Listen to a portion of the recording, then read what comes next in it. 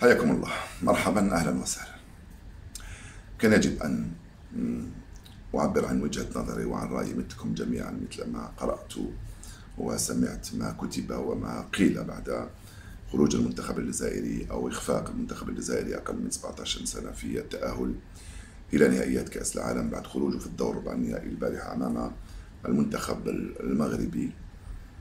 التعليق والتحليل لا يستند أو لا يرتكز فقط على المباراة في حد ذاتها، لأنه على الورق وفنيا المنتخب المغربي كان يبدو أقوى. أنا ما شفت المباراة البارحة، ولكن كان يبدو لي من قبل، شفت مباراته الأولى، كان يبدو لي أقوى وأفضل من المنتخب الجزائري، وفوزه كان عادي وطبيعي، بالإضافة إلى ظروف أخرى ساهمت ممكن في إخفاق المنتخب الجزائري بسبب الضغوطات اللي كانت مفروضة على أولاد صغار عمرهم أقل من 17 سنة. أنا لا أريد أن يكون رد فعلي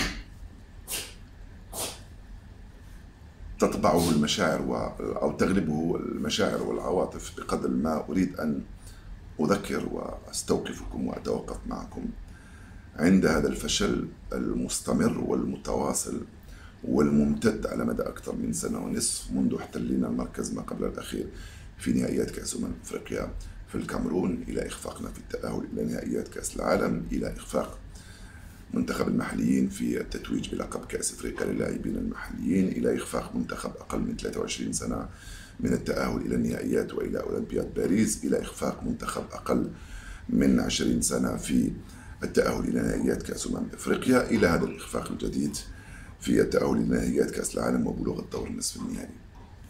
مشكل أعمق بكثير مما نعتقد، مشكل أعمق بكثير من لاعبين وخيارات لاعبين ومدرب ومدير فني وحتى رئيس اتحاد. مشكل أعتقد من وجهة نظري يكمن في منظومة كروية وسياسية أيضا بعيدة تماما عن الاستثمار الفعلي في الكرة وفي الرياضة، قريبة جدا من الاستغلال. أي نعم، من زمان كانت السلطات العمومية تتدخل في توجيه الرأي العام وأعضاء الجمعية العمومية نحو مرشح من المرشحين، كانت توفق أحيانا وتخفق أحيانا أخرى. وأنا مع هذا، إن كان هذا الرئيس أو هذا المدرب أو هذا المسير أو هذا whatever المتعلق بالمرتبط بلعبة كرة القدم، إن كان يملك الكفاءة أو الشخصية والبرنامج الذي يستحق أن نرافقه. ولكن يبدو أن الخيارات صارت تستند إلى أسس وقواعد ومعايير لا علاقة لها بالكرة ولا علاقة لها بالجدارة، وبعدين يتنصلوا الناس من مسؤولياتهم. هذا واحد.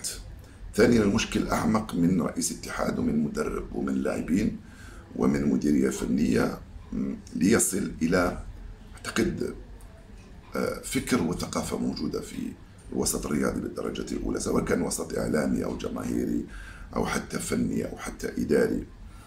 هذا الوسط الذي يشجع ضمنيا الرداء وفي نفس الوقت يدعو كله يدعو عند الإخفاق إلى أن نكون نزهاء، ويدعو لكي نبحث عن الكفاءات لكي نضعها على رؤوس الأندية والمنتخبات والاتحادات. أقصد الاتحادات، كل الاتحاديات، مش فقط اتحادية كرة القدم. أعتقد بأن حان الوقت لكي نتوقف ونستوقف السلطات العمومية ونستوقف الإعلام والجماهير لكي نعيد النظر في الكثير من الميكانيزمات، لأن الكل يتحدث عن الاحتراف ويتحدث عن التكوين ومدارس التكوين وأكاديميات التكوين، ونتحدث عن الالتزام بالقوانين ولكن بقينا نهتم فقط بالمنتخب الأول، خاصة منذ فزنا بكأس أفريقيا 2019. أعتقد بأنه كان ذلك بمثابة شجرة غطت على غابة كبيرة جدا.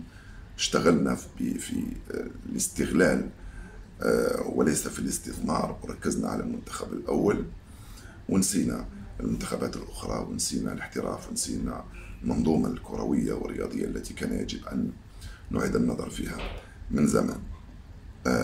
لذلك أنا أحترم من يعبر عن رأيه، يتحدث عن المباراة أو عن المدرب أو عن اللاعبين، ولكن أدعوه لكي يذهب أبعد من ذلك ويتحدث عن منظومة أعتقد بأنها فشلت ويجب أن نعيد النظر فيها. عندما نتحدث عن منظومة مثل ما نتحدث عن نظام منظومة كرة القدم في الجزائر، صارت تعيسة.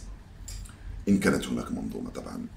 أضيف إلى ذلك أنه ضيعنا وقت وضيعنا كثير من المكاسب كنا حققناها، لأن الكرة اليوم الحديثة لا تلعب فقط فوق ميادين كرة القدم، وشفنا كيف تلعب المنافسات والمباريات خارج المنظومة الكروية البحتة والفنية، تلعب إداريا وتلعب في أروقة أخرى بعيدا عن المدرجات وبعيدا عن الملاعب، وحتى بعيدا عن أروقة الاتحادات القارية، الاتحاد القاري وكذلك الاتحاد الدولي.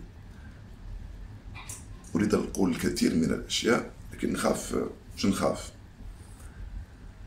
أتردد في أنه نجرح بعض الأطراف، ولو أنه الذي يحدث يستفزنا جميعا، لأنه الفكر اللي صار موجود غريب شوية علينا.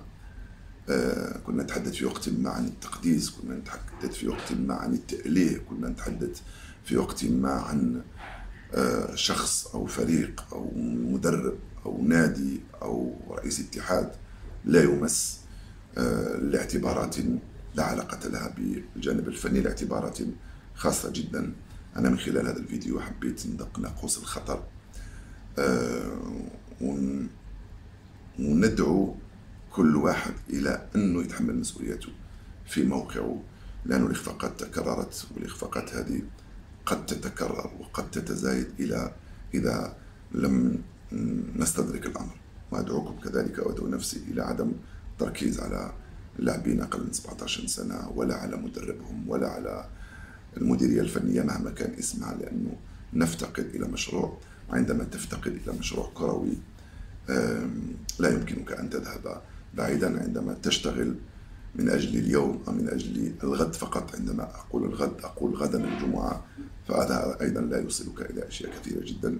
نحتاج إلى مشروع، نحتاج إلى فلسفة، إلى رؤية، إلى إمكانيات، إلى خطة، إمكانيات لتنفيذ هذه الخطة، وإلى خطة بعيدة المدى في مجال حيوي جدا، وفي لعبة وفي كرة القدم التي لم تعد للأسف الشديد أو لحسن الحظ لم تعد مجرد لعبة، وشفنا كيف صارت الآن عندها قيمتها وأهميتها الكبرى عند الكبار وعند الصغار.